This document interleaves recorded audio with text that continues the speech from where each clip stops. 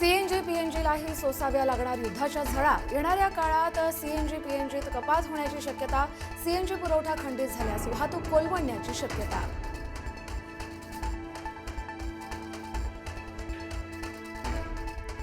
LPG गॅसचा तुटवडा। Chhatrapati संभाजीनगरमधील 3 pump बंद, तर 2 दिवसात एलपीजीचे दर 18 रुपयांनी वाढले। नाशिकमध्ये देखील एलपीजीचा मोठा तुटवडा। पंपावर रिक्षांच्या लांबच लांब रांगा।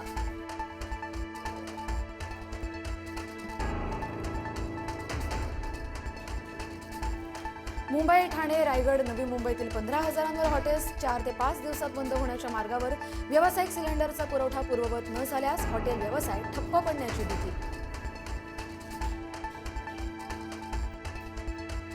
इराण इस्रायल युद्धामुळे गॅसचा तुटवडा। गॅस तुटवड्यावर तोडगा न निघाल्यास रविवारपर्यंत ठाण्यातील 70% हॉटेल्स बंद राहणार। आज ठाण्यातील हॉटेल मालकांची बैठक।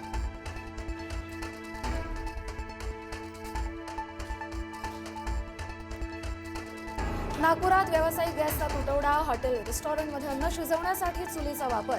नागपुरातील प्रसिद्ध संतोष पकोडेवाला रेस्टॉरंटमध्ये चुलीवर तळले समोसे।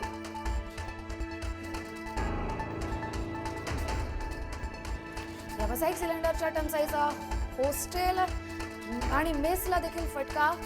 पुण्यात शिक्षणानिमित्त वास्तव्यास असलेल्या विद्यार्थ्यांचे हाल। हॉस्टेलमध्ये चुलीवर स्वयंपाक करण्याची वेळ।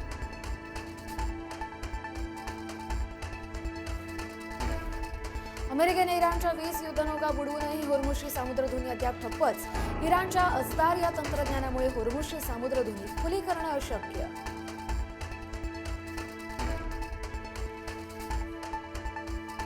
होर्मुझच्या सामुद्रधुनीजवळ अमेरिकन सैन्याचा मोठा हल्ला। समुद्रात सुरुंग पेरणारी इराणची 16 जहाजं केली नष्ट।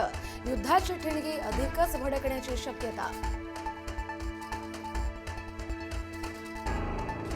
पश्चिम आशियातील युद्धाचा भारतीय विमान प्रवाशांना फटका। विमान कंपन्यांनी आंतरराष्ट्रीय विमानांचे 15% भाडे वाढवले।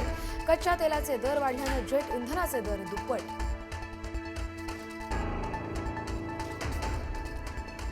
विविध संस्था आणि स्मारकांना अजितदादांचं नाव देण्यासाठी घ्यावी लागणार पवार कुटुंबाची परवानगी। उपमुख्यमंत्री सुनेत्रा पवार यांच्या कार्यालयाकडून नियमावली प्रसिद्ध। अनधिकृत निधी आणि गैरप्रकार टाळण्यासाठी निर्णय। शिकूया एआयची क्रांती, चला करूया MSCIT।